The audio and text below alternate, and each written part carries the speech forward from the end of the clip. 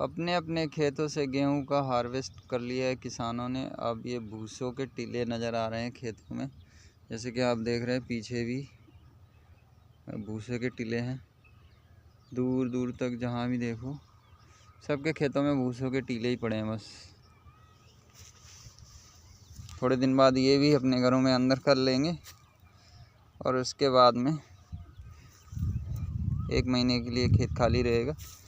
फिर बाद में जो है धान की नर्सरी तैयार करी जाएगी और थोड़े दिन बाद भी फिर ये सूने सूने खेत जो हैं हरे हरे हरियाली में तब्दील हो जाएंगे। इनके नए कपड़े जो हैं अपने पहन लेंगे ये।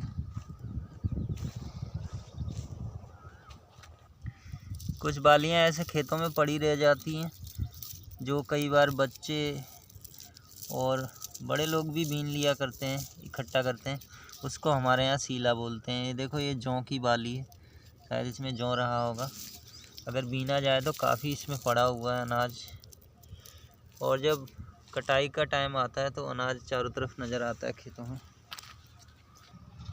जब सरसों काट लेते हैं उसके बाद में सरसों के अंदर ये थोड़ा सा पार्ट रह जाता है खेत में, और तो ये लगने का बहुत ख़तरा रहता है। तो कई बार जूते फट जाया करते हैं इससे, या पैर में भी छिल सकता है। तो इसलिए ऐसे खेत अगर आपके यहाँ पड़े तो सावधानी से चलें। देखो इसमें काफ़ी सारी घुमी घुमी बच जाती है।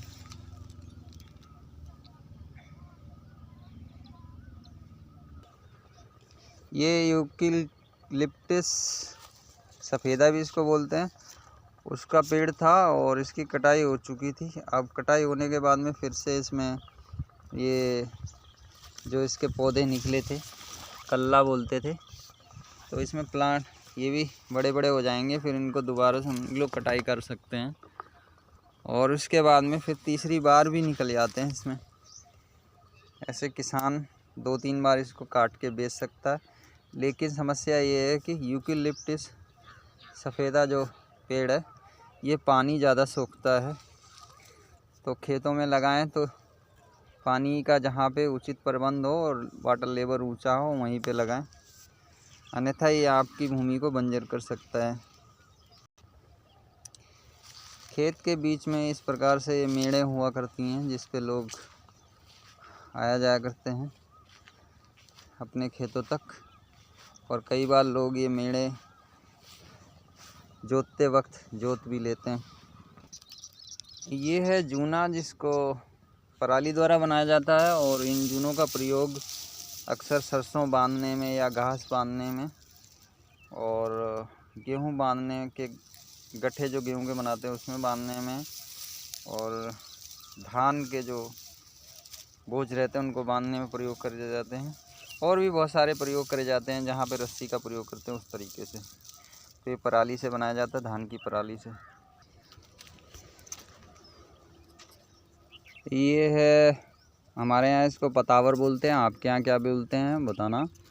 और इसके अंदर सरकंडे होते हैं। सरकंडे देखो आपको दिखाते हैं, ये जो पक चुके हैं, अब थोड़े दिन में इसकी कटाई करेंगे। ये सरकंडे हैं जिससे हम छोटे पे कलम बनाया करते थे, वही सरकंडा है ये। एक बार लगाने के बाद में काफ़ी बीच में ये फैल जाता है और झाड़ हो जाता है बहुत बड़ा। और ये इसकी पत्तियाँ ऐसी होती है, अगर ज़रा सा गलती से लग जाए तो आपका हाथ कट जाता है। सरसों के खेतों में ऐसे बाली कई बार छूट जाया करती हैं, उनको हम उठा लेते हैं और फिर से अपने उसमें सरसों में डाल देते हैं जाके। हमारे गांव के किसान इस तरीके से घरों में रहने को मजबूर हैं, क्योंकि खेतों के अंदर रुकना पड़ता है। तो अगर आवास के लिए आप अप्लाई करने जाओ तो दुनिया भर के उसमें आपको कागज़ जमा कराना पड़ता है, और एक भी कागज़ की कमी रहे तो कई चक्कर काटने पड़ते हैं। ये एक ऐसे किसान का फॉर्म है, खेत है, जहाँ पर उसने ऊसर भूमि पे अपना हरियाली फैलाने की जद्दोजहद छेड़ रखी है। काफ़ी सारे प्लांट जो आप देख पा रहे हैं वो सब इसी नल के द्वारा सिंचाई करके तैयार करे गए हैं और मेंटेनेंस की गई है।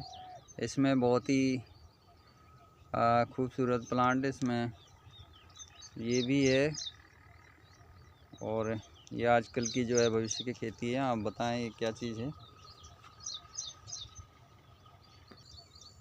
पौधों को देख के लगता नहीं है कि ये ऊसर भूमि है,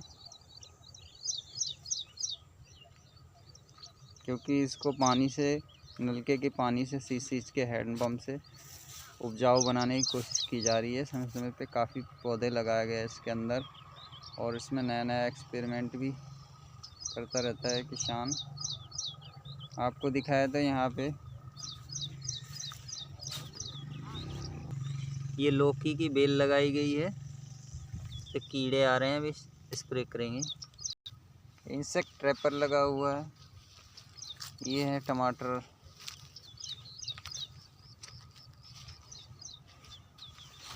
ये टमाटर लगे हुए हैं, लू के कारण बेचारे अपने आप ही टूट रहे हैं। काफ़ी लू पड़ रही है, हवा। और ये है चेरी टमाटर, गुच्छेदार टमाटर है, कितना बढ़िया लग रहा है, देखो बेस्ट। साथ में बैंगन भी है, और बैंगन लगे हुए हैं, आपको दिखाते। ये बैंगन लगे हुए हैं। इस पौधे को बोलते हैं ढैंचा। और अगर आपकी भूमि थोड़ी ऊसर टाइप की है तो आप उसमें ये ढैंचा बो सकते हैं, और बारिश से कुछ पहले ये बोया जाता है। आप चाहें अगर खेत खाली है तो आप फरवरी के बाद मार्च में भी इसको बो सकते हैं, या अप्रैल में भी बो सकते हैं। और जैसे ही बारिश शुरू हुए, धान लगाने का टाइम है, तो आप इसको रोटावेटर कल्टीवेटर से आप उसको उसी में मिक्स कर सकते हैं अपने खेत में। फिर थोड़े दिन के लिए पानी भर के छोड़ दीजिए, और ये खाद बहुत अच्छी बन जाएगी। आपको कोई भी ज़्यादा DAP वगैरह डालने की ज़रूरत नहीं, अपने आप में ये हरी खाद बोली जाती है इसको, ढैंचा। यहाँ पे तोरी के प्लांट लगाए गए थे, और इसमें आप देख रहे हैं कर्मी पानी डालते ही कर्मी उग आई है, और साथ में जो धान के सीड बचे हुए थे इसमें वो उग गए हैं। लेकिन ये धान के सीड इसमें अच्छा नहीं आएगा धान, इसलिए इनको उखाड़ दिया जाएगा और यहाँ पे सफाई की जाएगी। तो वीडियो में बस इतना ही, क्योंकि वीडियो ज़्यादा लंबी हो गई है। तो आप सभी को ये कैसा वीडियो लगा, कैसी हमारा जानकारी लगा, और आप कमेंट करके ज़रूर बताएं। और ऐसे ही गांव की नई नई जानकारियाँ पाने के लिए हमारे चैनल को सब्सक्राइब ज़रूर करें। धन्यवाद दोस्तों, आपका बहुत बहुत धन्यवाद। आपका दिन शुभ हो। Thank you.